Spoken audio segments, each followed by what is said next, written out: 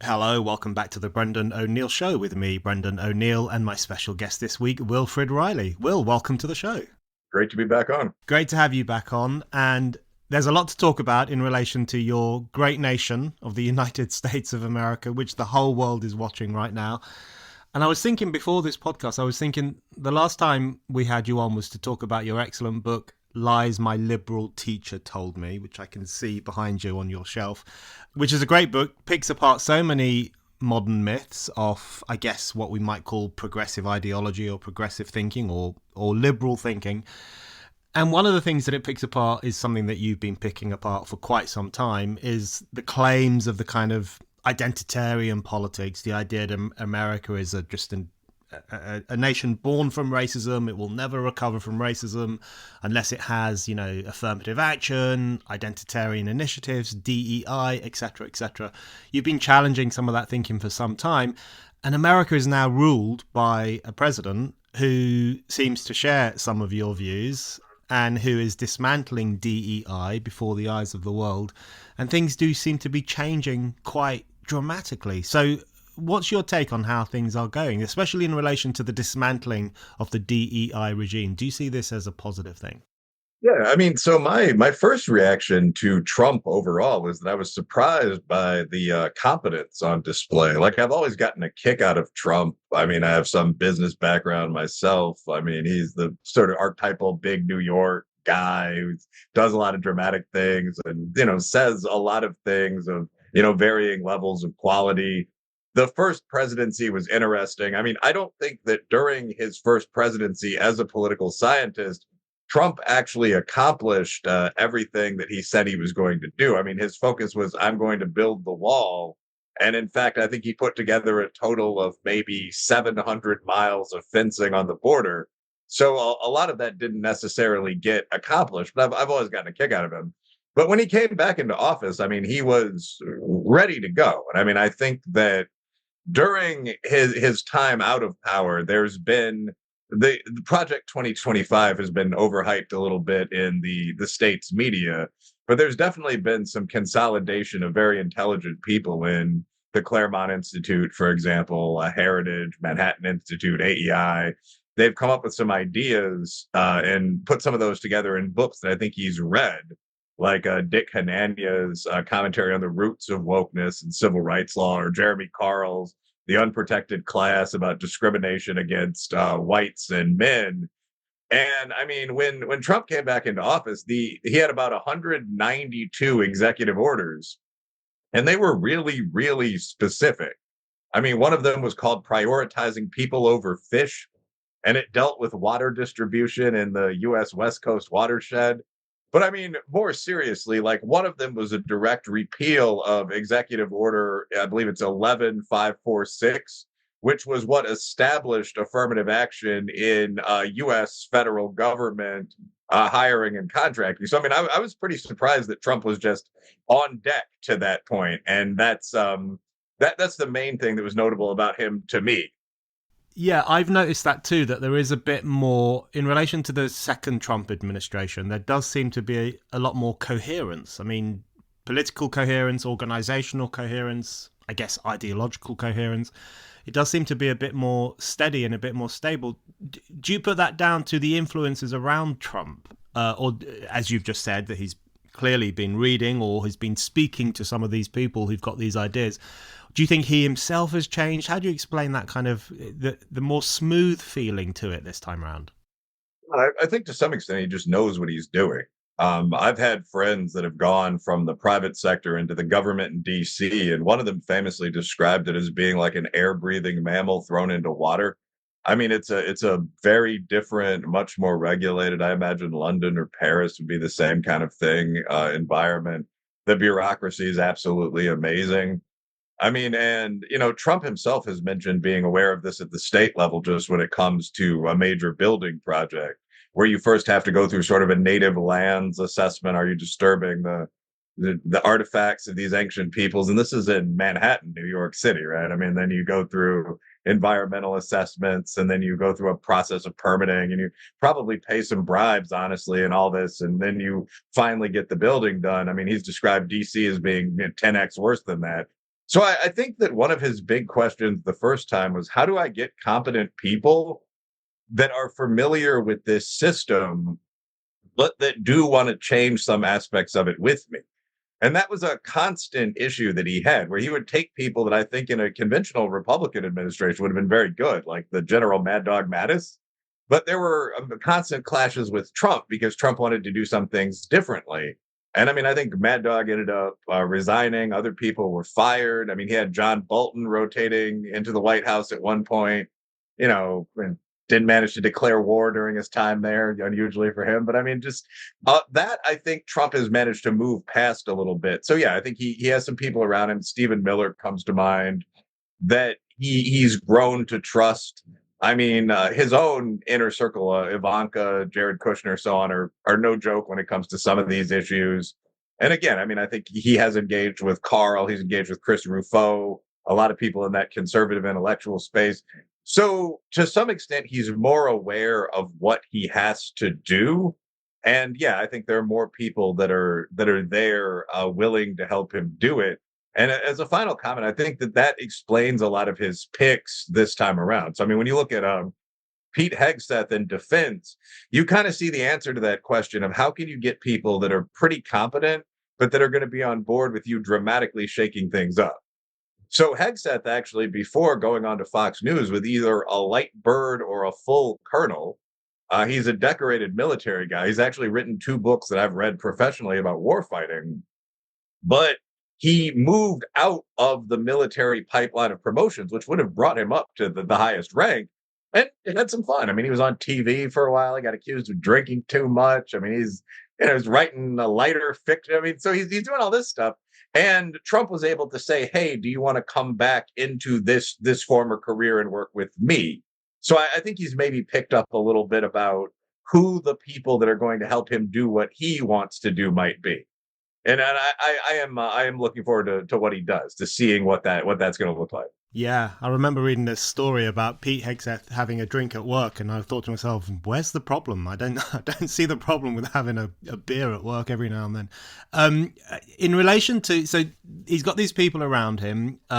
He's more engaged, I think, or it seems that he's more connected to his advisors and his team than he was last time. Last time it was all a bit chaotic and quite Shakespearean at times, skullduggery and so on. But outside of the Trump set as well, another striking thing I've seen, and others have noticed it too, is that there seems to be less Trump derangement syndrome. I mean, it's still out there. It's always gonna. It's a malady that is uncurable, it seems, but it's much less pronounced than it was in 2016, 2017. It's we haven't seen woke people wailing on the streets. The media has been a bit calmer this time than it was last time. What do you think explains that? Do you think it's people have just woken up to the fact that Trump is not a blip and there really are tens of millions of Americans who want him to push through the changes that he's pushing through? How do you explain the demise of Trump derangement syndrome? Well, I think there are two things. One, we've already seen Trump as president, and even though there were, ugly street fighting incidents like January 6th and so on, he obviously did not make himself dictator. He didn't cross the Rubicon, take over DC, assume command of the military. I mean, the insane things that were being said on the fringes of the left.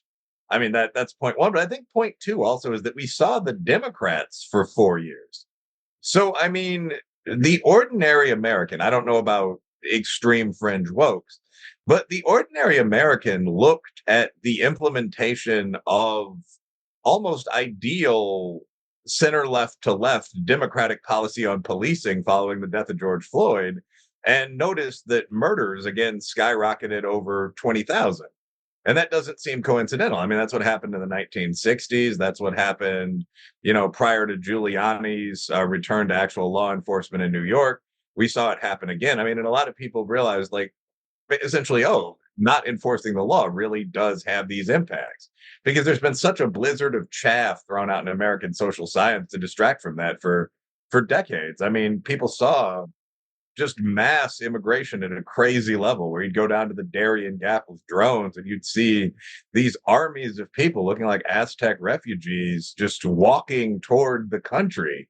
And I mean, it struck a lot of people. Well, this is something that you could stop at any time. you literally could just put up a high fence on the border and this wouldn't happen. So it became harder to say that Trump was not maybe a little too tough, not a little too much the domineering uncle, but was in fact an evil figure. When the people that replaced Trump were doing things that objectively seemed to be at least as troubling or at least as corrupt. I mean, anyone with access to WikiLeaks can see the full Hunter Biden scandal.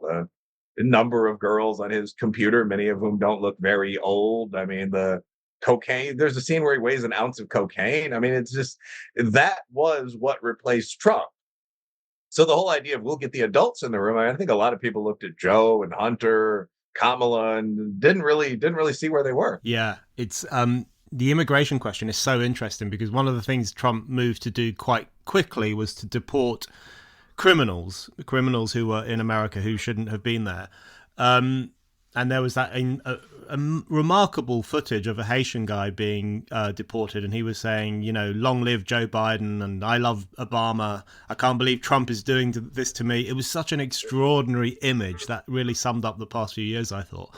In relation to this issue that you've written about for some time, which is the race question or the affirmative action question, the DEI issue more broadly.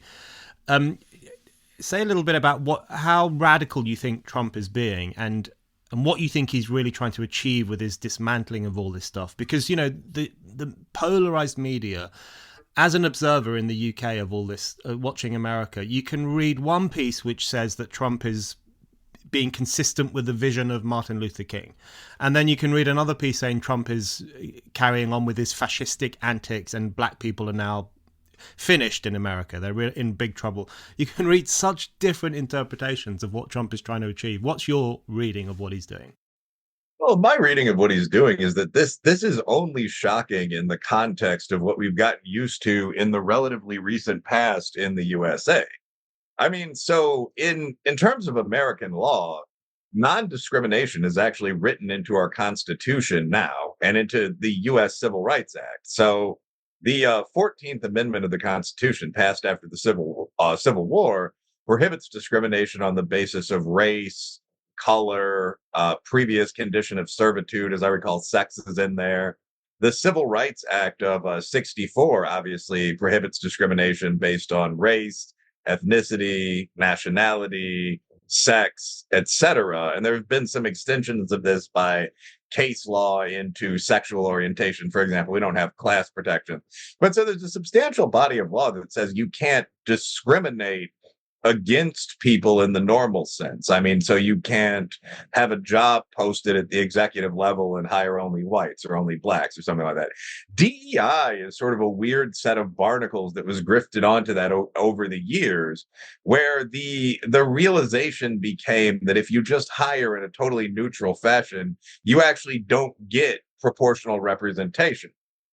So this entire set of corporate programs was developed and a lot of this is just a smokescreen for hiring 10% black guys now, but this entire set of corporate trainings and diversity and the surrounding ideology began to be adopted over the years. In fact, in some districts now in the USA, it's a prima facie case for discrimination that the different races aren't proportionally represented in your business. So there's actually a conflict between civil rights law, which is just very simple. And I think most people would favor keeping the Civil Rights Act. You can't discriminate against whites. You can't discriminate against blacks or people of color, whatever term you want to use. And now, I mean, you have both those groups heavily represented in business. So that's good. But then you have all this other stuff over here, which says we expect absolutely equal representation of everyone. And if we don't see that, we have these complex theories about why, institutional, systemic, low-level discrimination, so on. We have these programs designed to remedy that. Trump is getting rid of almost entirely the second thing. And I don't really object to that. I don't think most people object to that. The question is what the outcome of that will look like. I don't think it's going to entirely please anyone, actually. I took a look at MIT after all affirmative action was gotten rid of. And their incoming freshman class was about 5% black. And I mean, you can make some jokes there. I mean, how many of those people are from West African noble families and so on? About 5% black, 7% Latino, 30% Asian, East and South Asian. Among the whites, so this would be about 10% Jewish, I guess 20% of the white group. Mina would be the term we use. So you actually didn't see all blondes. You saw this extremely diverse picture. It was just different from the mandatory 20% Hispanics when you look at diversity. So I mean, I think that's probably what you're going to get in at least higher end firms and that kind of thing. But it remains to be seen. We've had affirmative action in place since 1967. It's amazing how often that's forgotten in light of all of the constant talk about the oppression of minorities and so on. A Philadelphia plan was 67 under Mr. Nixon. So since that time, and that began in the construction industry, transferred very rapidly to white collar business. Since that time, if you were applying for a job as a black guy with a tie on, you probably have had an advantage over an equally qualified white competitor. And that's just been sort of not mentioned. It's been considered sort of tacky to bring it up because overall the black group or the Latin group was underperforming the white group. And it became a convention to say, well, the reason for that is racism. Now with some of these programs gone, I mean, I don't think people will be able to say that anymore. Or actually, I don't know. People will be able to say it more. We'll see. This episode of The Brendan O'Neill Show is brought to you by Proton Mail. At Spiked, we believe that free speech is the cornerstone for everything. The ability to say whatever you like without fear is vital, and that should go for your private conversations too. That's why I've started using Proton Mail, the world's largest secure email service. Proton Mail is built on the principles of transparency, scrutiny, and digital freedom. Its end-to-end encryption ensures that the only people who can read your emails and open your attachments are you and the intended recipient. Not even Proton can. And because Proton Mail is based in Switzerland, it benefits from some of the world's strongest privacy laws, keeping your messages out of reach from any and all surveillance. One of the biggest benefits for me has been Proton Mail's ability to protect against data breaches. Unfortunately, data leaks and hacking are all too common nowadays, but Proton makes sure that my private information stays private. Knowing that my emails will always stay hidden from prying eyes gives me the confidence to send sensitive or personal messages without second guessing. And don't worry, Proton Mail makes it incredibly easy to switch from your regular service. With just a couple of clicks, you can move all your emails, calendars, and contacts over to Proton.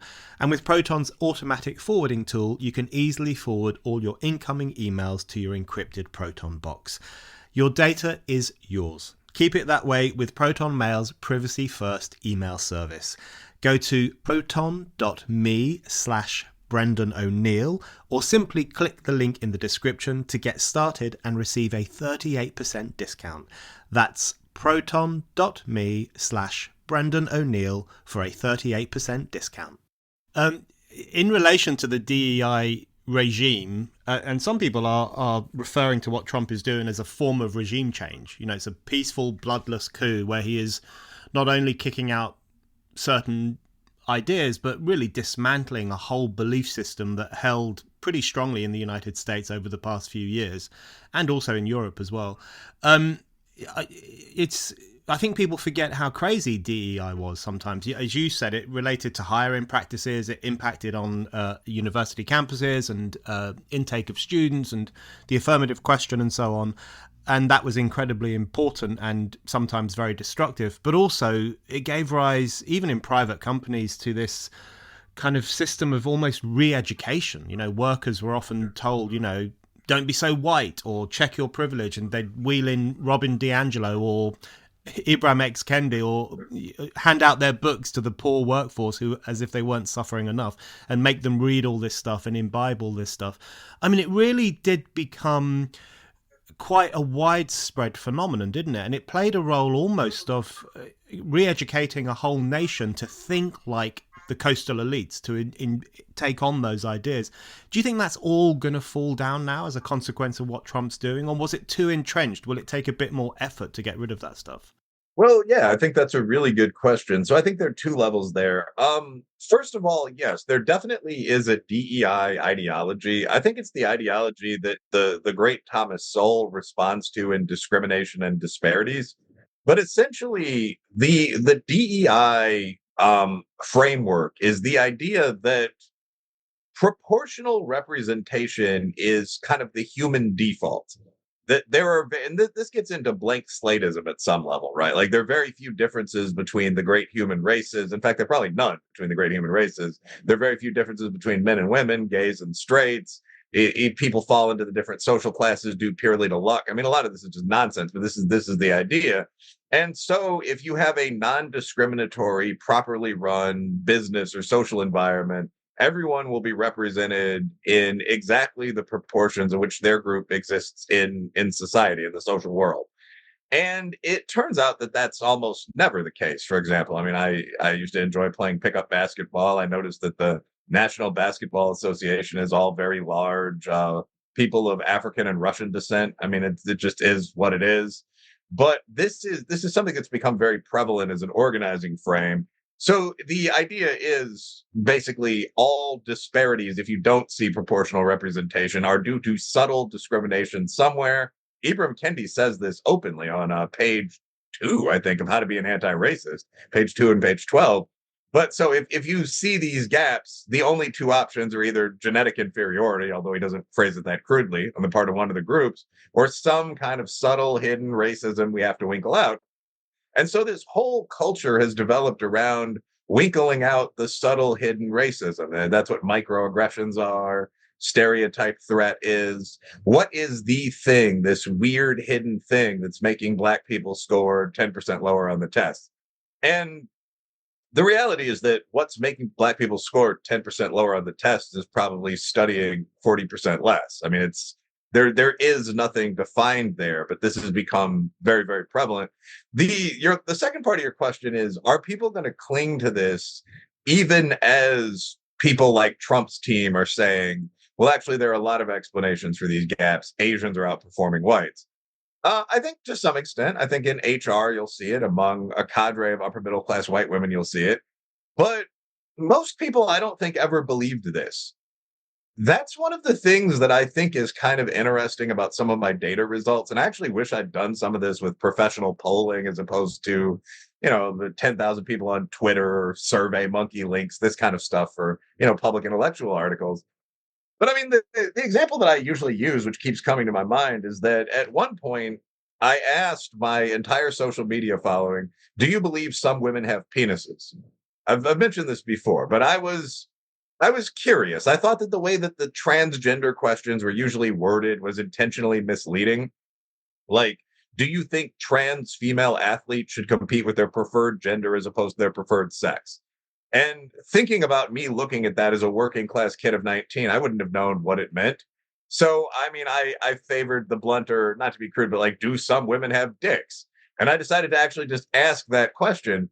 And I thought that the response would be like 70% no, come on, Riley, but 30% yes from all the feminist girlfriends and so on that are on the page, that are across the social media where I was asking. And in fact, it was, if I recall correctly, 98% no and 2% yes. That could be off by a little. I don't want to misstate it, but it was just an overwhelming response from everyone, including the feminist businesswomen that follow to engage in debate. Everyone said, no, I do not believe this.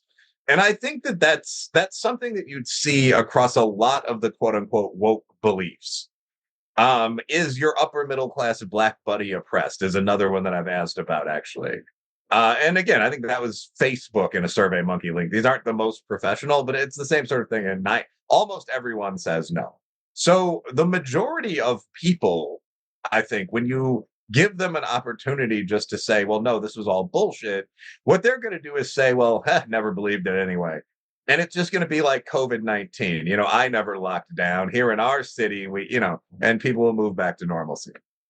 What's needed is some strong figure to give you the chance to do that. I really agree that it was not an ideology in its broadest sense that was subscribed to by most ordinary working class people. They didn't have time for this nonsense, and it was the kind of thing it's the kind of ideology that is so insane only students and billionaires could possibly believe it, and even billionaires no longer believe it. That's become clear over the past couple of weeks. I did, in fact, it follows on nicely from what you've just said. I did want to ask you about what you think the cultural impact of what Trump is doing might be. We know there's going to be a legal impact because he's dismantling all these ideas in federally funded institutions and government departments and so on. And no doubt there will be lots of legal challenges to some of his executive orders. There'll be a legal consequence. There'll be political consequences. You've said already we don't know what the long-term consequences will be, although it seems to be a positive move, generally speaking. But what about culturally? Because something that you and I have spoken about on this podcast before, and you've been talking about this for a long time, is the impact that this has at a cultural level. So one thing that you write a lot about over the years is the hoax hate crimes, for example, where the culture of victimhood is now so pronounced and so important in the cultural sphere that people will invent cases of violence against them in order to improve their social and political capital. And of course, we're all familiar with the articles in the press over the past few years. Dear white people, don't touch my hair, don't wear my traditional dress, don't appropriate my culture. It's been this ceaseless barrage of eccentric ideas that has just been thrown at us for so long. Do you think we'll see an end to that? Do you think that is it possible now for some, well-off African-American 25-year-old woman to write a piece in the New York Times about how she's oppressed? Is that kind of stuff really going to connect anymore, or is it game over for that? I think that's done for a good long time. What I would say about it is that it's no longer cool. What Trump has kind of done is make sort of trading floor right wing a bit cool for the next, say, 10 years. I mean, with a lot of his, I won't say antics, but some of the things he said, but also genuinely admirable stuff like popping up after being shot at and waving his hand and saying, fight, fight, fight. I mean, and after that happened, you started seeing people in some macho fields like the NFL or the mixed martial arts championships doing the Trump dance where they do the little wiggle that he used to do in nightclubs and he still does when he speaks. I mean, and I think that is now the thing that's considered entertaining, funny. It's on the main stage. The stories that the country's paying attention to are shifting to sort of, Taylor Swift and her football player boyfriend. I mean, you can follow trends in the media. So I think the whole like, woe is me whimpering from a 7/8 Caucasian, quote unquote, black noblewoman, like people are done with it for the moment. Yeah, I think that's good essentially, and that'll continue for the usual period of a trend, 5 to 10 years. One of the things that I do think the right is going to have to check, or there's going to be a swing back pretty rapidly, is tolerance for totally immature racism, kind of on all sides. Where you just go onto Twitter and it's like white guys posting openly racist stuff, but like Indian guys who might have an H-1B visa responding to them and saying that the Goralog should, do whatever, and black guys chipping in. Elon Musk changed his name today, I think, on Twitter to Harry Balls or something like that. And I'm not saying this sardonically, he did. I think if you're trying to appeal to business women or people finishing up graduate school or something like that, like, a lot of this stuff, especially whether that's fair or not, the dissident right white guy stuff, there is going to have to be some cap placed on that. I mean, there now are social media pages with names like Blacks Taking L's, and I mean, obviously there are equally witty responses from minority men, but I don't think anyone likes those either. So the right is going to have to decide: is there some cap on? Not acceptable. You can say whatever the hell you want in the Call of Duty, entering salon, but is there some kind of cap on publicly acceptable or normative behavior? Because so much of this is just backlashing, and I understand it. I mean, I'm a man myself. I'm just now 40 myself. I mean, like, you get it, but so much of this is backlashing to HR department culture, where people for years were saying, "Oh, you can't dress like an Indian for Halloween." Now people are kind of saying, "I'll do whatever the hell I want." And I think that's the thing that's currently being accepted as cool. You saw the front piece of NY Mag, New York Magazine, the Cruel Kids table, where they went to that ball. Like, people were literally throwing balls. CJ Pearson threw one.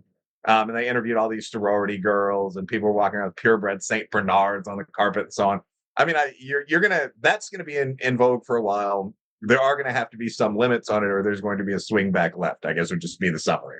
Yeah, that's a really important point. And one thing I've been thinking about recently is the possibility of an overcorrection for political correctness. And it's almost like, I think you're right that there is this sense that people have felt so suffocated over the past few years, and they've been in such a straitjacket of kind of correct think and correct speak that they now feel free at last. Trump has taken the straitjacket off, and people are kind of, exercising their muscles and saying all the things you weren't allowed to say for so long, and they're kind of letting it all out.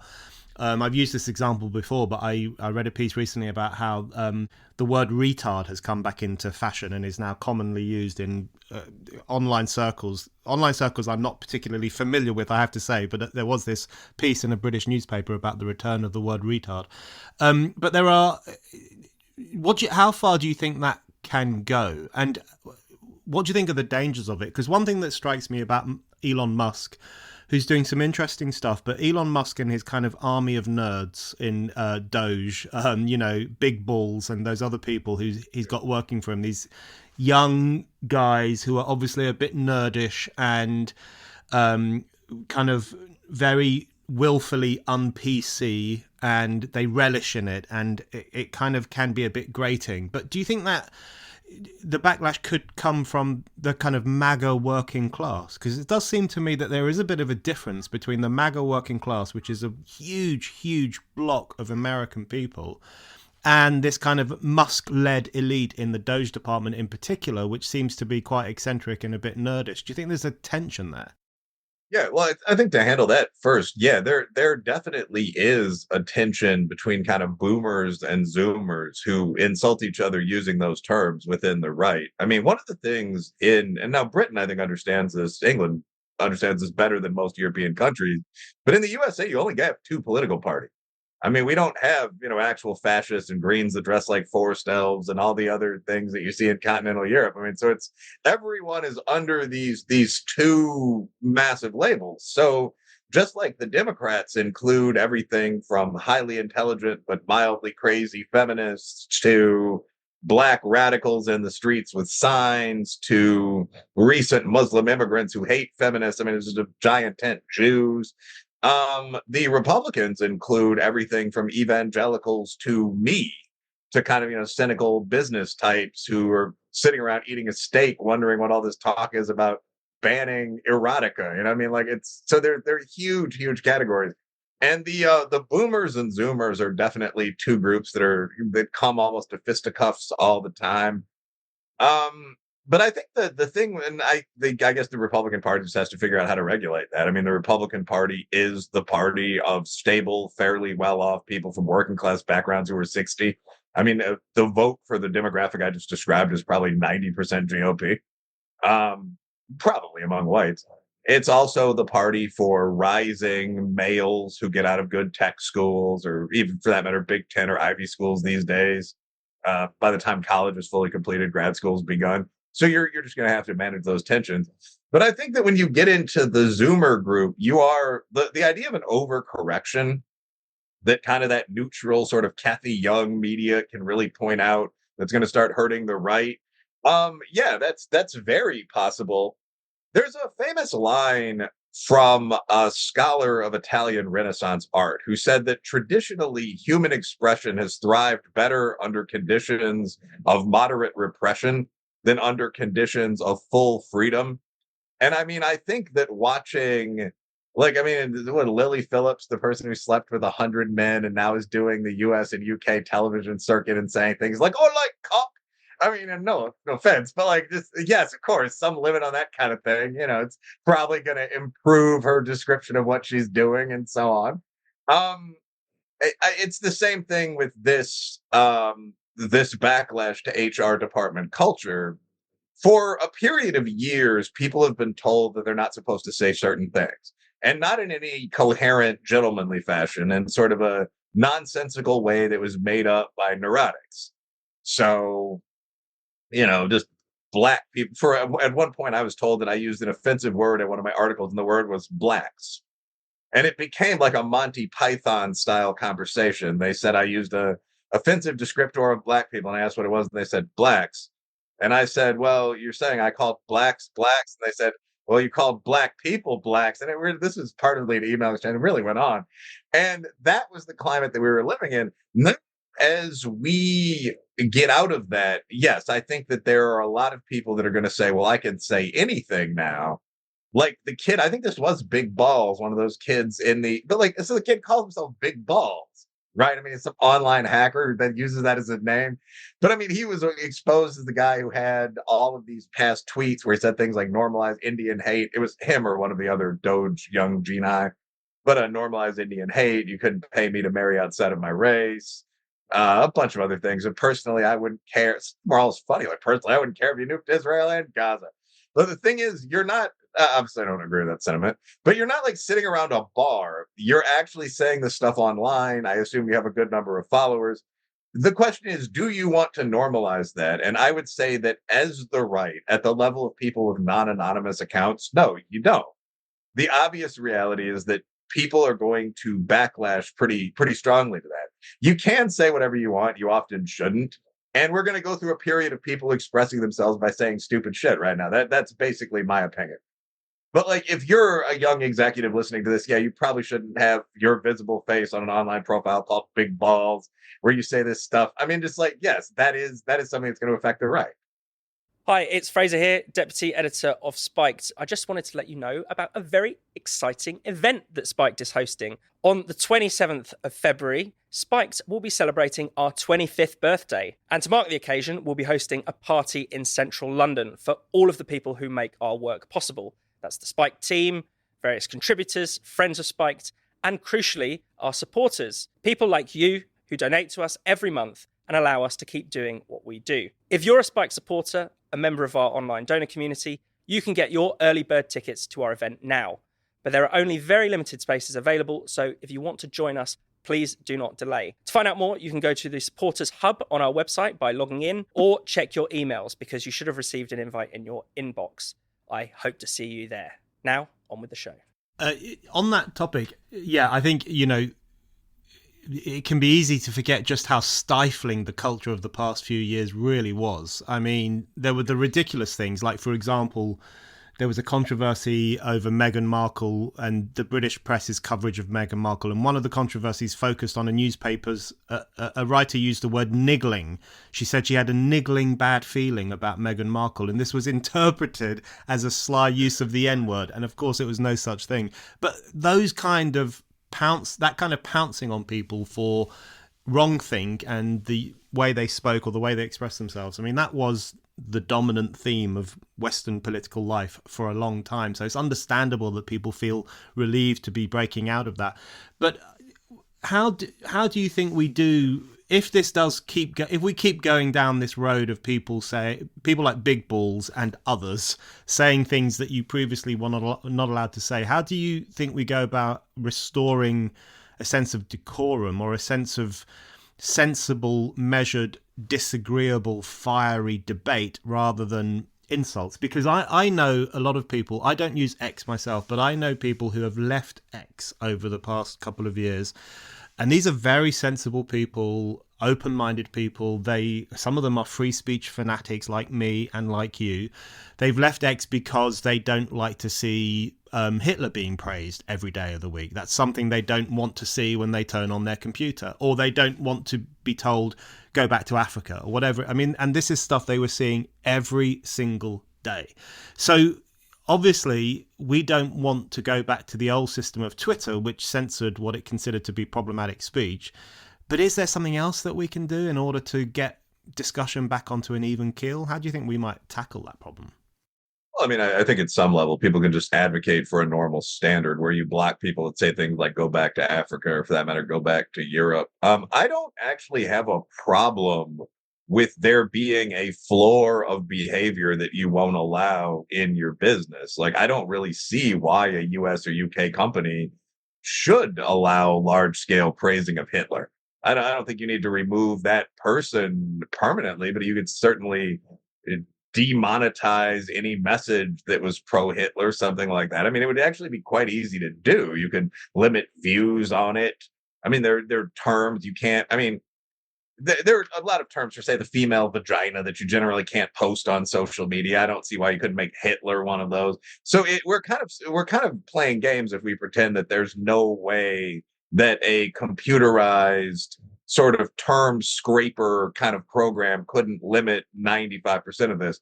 What's happening right now, and Elon Musk's Twitter does this, by the way, they limit the word cis. So you get demonetized if you refer to someone as cisgender. So, I mean, I personally, I would probably put Hitler in the same bucket of offensiveness as cisgender. I mean, and yeah, I guess that's a lot of people have objected to the 4chanization of Twitter or of X. And I think that this is a real problem. Like in Chicago in grad school, I worked in the nightlife business, and people had a saying, you can't let just everyone in the club. If you have 20 young men in a bachelor party show up already visibly drunk, looking to get into a fight, you're probably going to limit whether or not you let those guys into a nightlife venue because you're aware of what's going to happen. Unless you feel like brawling, that's not a good decision. And I think it's the same thing with this. Like, there's no particular reason you can't say, and I'm kind of repeating myself here, that there are checks placed on open advocacy for Nazism because this is a U.S. platform. I mean, that's what I would do there, frankly. We're eventually going to have to work out a standard that doesn't limit touching Black women's hair consensually, but that does limit calling for the death of the Jews. And I don't think it's that hard to do that. I don't think it's that hard to stake out a position that's, to the right of Che Guevara, but to the left of Hitler, and come up with some coherent speech norms and keep to those. That seems like it'd be quite easy, actually. You've already mentioned the trans question and your survey asking people, do women have dicks? The only person who still can't answer that question, by the way, is our Prime Minister, Keir Starmer, who has a nervous breakdown whenever anyone asks him that very question. One of the things Trump did, which I thought was extraordinary, but shouldn't be extraordinary, it should be perfectly normal and rational, was sign an executive order saying that men can't play in female sports. And we had that really staggering image of Trump doing that while surrounded by women and girls, the sports stars of the future, who looked so happy and elated and were applauding him. And it was, in terms of political spectacle, it was really quite profound, I thought. And and I know that there are even feminists here in Britain, old left kind of 1970 style feminists, and even they had to say, oh wow, well thank you President Trump for doing this. How do you think that is going to put a final nail in the coffin of the trans lunacy, the kind of more the excesses of the trans ideology? It's going to be difficult for people to wind back on that, isn't it? Because surely we're not going to have a situation where the Democrats will run on a ticket of letting men back into women's sports. Is that kind of done and dusted now? Well, I think that, again, this is like the conservative ball and the people becoming aware that there is a coherent kind of upper middle class kind of right coded ethic, and that taking over the spotlight for a period of 10 years, probably with positive effects. I think that this is something that's going to go the same way. Most of mainstream society is going to backlash to the trans absurdity that was allowed for a while and sort of pretend on the part of like upper middle class female friends of mine, you can already see it, that it never happened. We never supported that. We just wanted to be kind, that kind of thing. I do think that there's going to be a hard core of resistance that people are going to have to be aware of, and that's probably going to bring this back to the fore again. Because if you look through the rise and fall of gender ideology, I mean, this has gone up and down for quite a while. I mean, Judith Butler was writing in the 70s and late 70s and 80s. And this was a feminist idea for a long time, that the feminists used to argue prior to modern GWAS genetic technology that almost all differences between men and women were socially conditioned, which is, of course, insane. But you can still pull up these articles saying that if you trained girls from an early age to be tough and aggressive, they'd be as tough and aggressive as men and so on.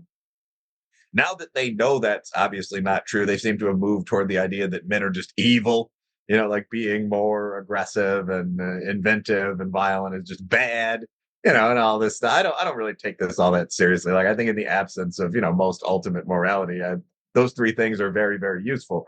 But anywho, with transgenderism, I think we're going to see another rise and fall. One of the reasons that this isn't going to just go away is that it can't. I mean, something like 100,000 kids have been physically affected by this physically in the United States. So, I mean, And I think that's fair to say. Like when I talked at GenSpect about a year ago now, there'd been 3,000 a year maybe for 5 years, and this is just under 18 double mastectomies performed on girls. The number of people that had been given pure testosterone for a period of at least a year, which is what was needed to record it for insurance purposes, was tens of thousands. I don't want to misstate the figure. But again, and that's under 18, over 18, I assume in college would be when most people are doing this. So you're going to have these tens of thousands, would be an extreme underestimate, hundreds of thousands to a million people that have done this stuff to their bodies. And it's going to be very hard for them to admit they just made a mistake. Like I was basically just shooting steroids into my leg. I may now have a beard as a woman. I don't think that that's just going to be something people accept and let slide on. You'll either get very vengeful and aggressive like Chloe Cole, like I'm going to take this whole system down, or you are going to say, no, I still am who I am, and no amount of oppression is going to hold me down. I think the parents are going to be in an even worse position. So you just saw, what's her name, Miranda from Sex and the City, the actress, give a speech in New York to this crowd of like screaming Brooklyn and Manhattan, again, upper class moms, where she was saying like, my daughter is still the gender that she always was. And I mean, I would assume her daughter is her son. And there have been some pretty serious things that have gone on there. Her son may no longer have a penis. I don't know details. I don't want to comment too much on the case. But like, if you allowed that for your kid as a parent, like if you took them to another country for a surgical appointment, and then you realize the science underlying this was flawed, like you read the full cast report, I don't know what you're going to do. It would be very easy for you just to say, oh, those are quack doctors in denial out in the provinces. I know what my girl told me.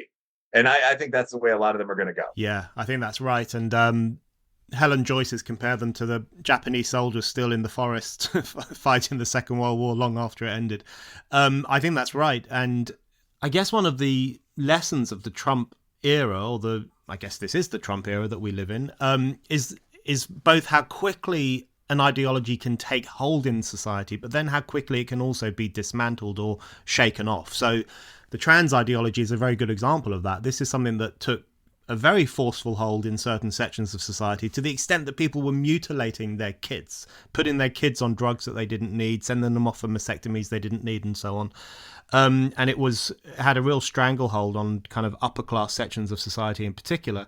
And now it seems that the kind of spell has been broken to a certain extent, although I think there will be long lasting consequences for the people who submitted themselves to it. But it seems that Trump is breaking that spell, and it seems to be turning it over pretty quickly. There's one other issue that seems to be happening with, and I really wanted to get your views on this, because you did some excellent work over the past few years. I guess it's 5 years ago now that we had the COVID hysteria and the lockdowns and so on. It will be 5 years soon. And that seems to be going through a turnaround as well, because Trump has pretty self-consciously installed lockdown skeptics in influential positions. I mean, there's Jay Bhattacharya, who's going to be working in health with Trump. There's RFK, of course, who's a bit more eccentric, shall we say, in some of the ideas that he has. There is this, general sense amongst people who are influencing Trump that lockdown may not have been a good idea, that we shouldn't necessarily respond to pandemics in this way. Do you think that's another spell that is possibly being broken? That, the idea that we should have locked down society, will it soon be established, do you think, that was probably a bad idea? I think that's established now. I mean, one of the things I said writing for Spiked, and I mean, some of that, the data that I generated for you guys, I think was pretty good and made it into some of my books, and it made it into professional articles. I mean, so there are a couple different levels. One, I think it was absolutely insane to shut down societies, again, like the US or the UK, on the basis of the threat of a 10% increase in the annual death rate concentrated among people who are 81. I mean, that's absolutely insane. And it's insane at two levels. One, the things that had to be done to make that happen. I mean, the US national IQ for a period of 2 years dropped 2 points. because we weren't training people in school. So, I mean, on the PISA boards and so on, people were performing that much worse after, taking their fake Zoom classes and so on. The impact on education, the impact on substance abuse, the impact on just plain freedom. People were not going to their first prom and falling in love of doing this from an actuarial standpoint. If you set a value of, say, $10 million on each human life, the negative impact of social shutdown far outweighed that. And I think that's something that any colder, more aggressive, more human traditional society would have been able to say very easily. Like, we pity every lost senior, we'll build a monument to them, but we can't stop living. And I think that monument and continuing with life approach, when you're dealing with wars or plagues or something like that, is the way to go. That's the first level of analysis. The second level of analysis, though, is just that we didn't save many, if any, people. The thing with respiratory viruses is that they find, for example, population reservoirs like deer in Kentucky still have COVID. They continue to come back in cycles. And until Omicron, I mean, the waves of COVID were each almost as dangerous as the initial wave. I mean, so the plan was that by locking down, we would save people from getting the disease. But the lockdowns in a number of countries continued through most of a year and then into a second year. It wasn't until February of 21, as I recall, that a vaccine really became available. Then a lot of people opted not to take it. So by that point, the majority of people had already had COVID. So you just saw the same number of deaths staggered out over a longer period of time. And with these unexpected spikes, because, for example, you were shutting seniors in the house with people who had essential jobs and were leaving and then coming back and infecting them. So the countries that did the best, I believe Sweden, Belarus, Japan to some extent, although that's an island, they didn't really do anything. I mean, Sweden will explain that they took very complex measures where they encouraged young males to, quote unquote, tithe by going out and helping others. Like, that is wonderful. But what they essentially did was just keep everything below the size of a football stadium open and expect people to behave in a normal, rational fashion. And whether you're talking about native Swedes, recent immigrants, everybody did. So, I mean, Sweden in the end had a lower rate of death than the United States, I think a lower rate of death than Britain. And it's very comparable to the other Nordics, where people also behaved in kind of a civilized, normal fashion, but which locked down a little more. So I think you gave up an incredible amount in an insane way. And you also did very little in terms of saving lives. We can look across lockdown and non-lockdown countries. And this was actually my piece for Spiked. I mean, about 6 months into the period of shutdown, which went on for quite a while. People pretend this wasn't the case, but 60-70% of businesses were shuttered in suburban Louisville. People were walking around with masks on 9 or 10 months into COVID. And that was pretty typical in a regional, but not even mega city. That was the case around the world from the reports I was getting. But about 6 months in, I looked at lockdown versus non-lockdown regions. I mean, you had entire states. Florida reopened quickly. A number of states never locked down out west. And there were no differences essentially in rate of death once you adjusted for population density and the like. And that made me very skeptical. And it looks like the data that's come in from Bhattacharya, Ioannidis, and so on since then has confirmed that. You want to be very careful with this kind of thing, which is why I waited months, and a lot of people didn't want to talk about this at all until all data was in years later. But there's just an obvious reality to some extent that you're going to have a very, very high cost here from doing something so insane, and then you're going to have to figure out whether there was any benefit. And I think we now see what the answer there was. Yeah, it's great to see people like you being your skepticism being vindicated on this question and other questions too, and that skepticism now finding voice in Washington itself, in the various ways in which Trump is issuing his executive orders on these questions. My last question for you is, I guess, about what happens next, because it feels very much like it's Trump's America now. In fact, it feels like it's Trump world, because what he's doing is having global repercussions. And I do think that governments in Europe are going to have to change some of their policies and some of their the way in which they're clinging to these old eccentric ideologies, I think that will become increasingly untenable once the culture shifts in Washington, D.C. So it feels like it's Trump's world, but at some point the Democrats are going to have to come back. At some point they're going to have to decide who they are, who their leader will be, what they're all about. How do you see that playing out? Are they just a busted flush for the time being? And when they do come back, do you think, will they double down on all the crap that they've been doing over the past few years, or will they finally think we need to reconnect with the working classes who voted for us for decades and then stopped? Will they have a realization that they need to connect with these people, or is that just beyond their comprehension now? It's an interesting question. I mean, they could go either way. If the Democrats, there's a friend of mine online whose Twitter handle is like the feminist TM, making fun of people's like social identifications, basically says over and over that the first party not to be crazy can win for 20 years. And I think Trump post this election is almost there. Like, he's not doing the shouting and stamping and so on that he did before. But the point's an obvious one. Like, if Trump does get a little over the line and people get tired of hearing kids online say retard, the Democrats could come back in with sort of standard Bill Clinton messaging. Like, we're not going to tolerate mass immigration. We're not going to tolerate crime. But the Democrats have some real edges in the USA. We also favor healthcare. We're not going to impact Medicare and Medicaid, this kind of thing. And I think those Democrats would win. They would tie the Republicans in the House and the Senate, and then you just have the business party versus the Workers' Party, which is fine. The other thing the Democrats could do would mean defeat through the J.D. Vance presidency.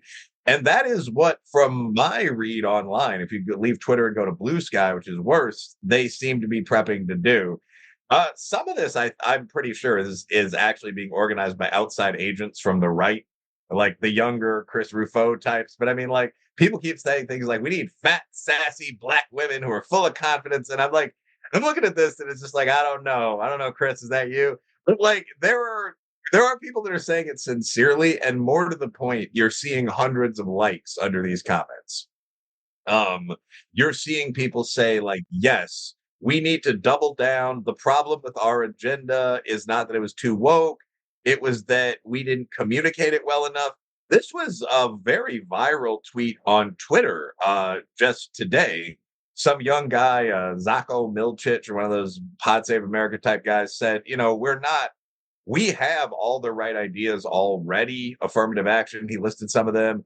We just aren't communicating them. And I think that this is a common, Will Stancil, this is a common Democratic idea. Like, people really love illegal immigration. We're just not expressing it as those people need to find a better life or whatever. And that's wrong. People hate a lot of these ideas. People just want to be able to go to work without tripping over bums, needles, prostitutes, hobos from other countries. Like, the actual problem is very simple, but the left refuses to believe it. And I think that there's a 40+% chance, as a betting man, that they'll double down on this again, and they will run like the best black woman with the best gay white man, and they'll get slaughtered. So we'll see, but there's a fair chance of that. Will, thank you very much. Thank you.